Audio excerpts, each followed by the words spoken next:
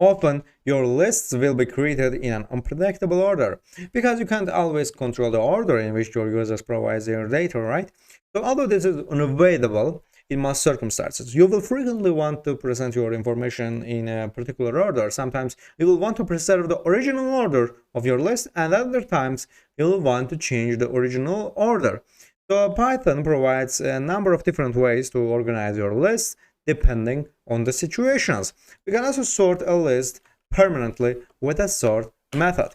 Now let's create a new list here. Let's cars, and it's going to be BMW, BMW here, cars, BMW, Audi here,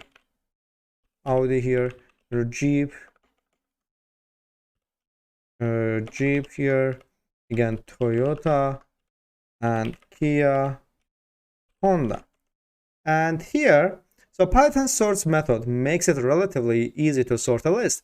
Imagine we have a list of cars that we write here, and we want to change the order of list to store them alphabetically.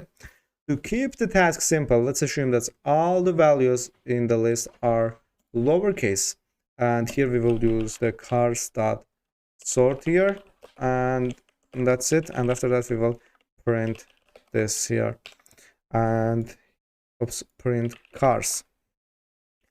So here the sort method changed the order of the list permanently, and the cars are now in an alphabetical order, and we can never revert the original order here. So you can also sort this list in reverse alphabetical order by passing the argument reverse through here like this.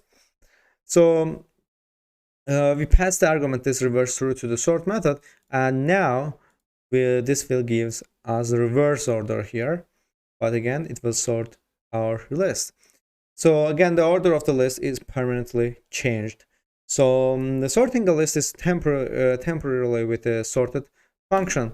So we can also sort the list temporarily with the sorted function. So let's try this now. So to maintain the original order of the list but present it in a sorted order, you can use the sorted function. The sorted function lets you display your list in particular order, but it doesn't affect the actual order of the list. Let's try this function on list of our cars that we created here: BMW, Audi, Jeep, Toyota, Kia, and Honda. Now we will print here. This is our original list here, and after that we will print the cars. And after that we will print again. This is a here. Let's actually use the new line. So this is a sorted list, and after that we will print the sorted cars here, and after that we will print the list again. This is our original list. That's it.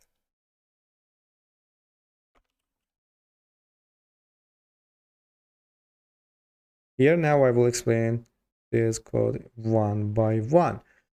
So we first print the list in its original order here, and then in alphabetical order here. After the list is displayed in a new order, we show that the list is still stored in its original order here. Sorry for that. Let's add the print cars here again. As you can see here, these are the two same original orders. So after presenting it in sorting it out, even we can use the original owner of the list. So here, notice that the list still exists in its original order, and after the sorted function has been used, the sorted function can also accept reverse through here, and argument if you want to display a list in reverse alphabetical order.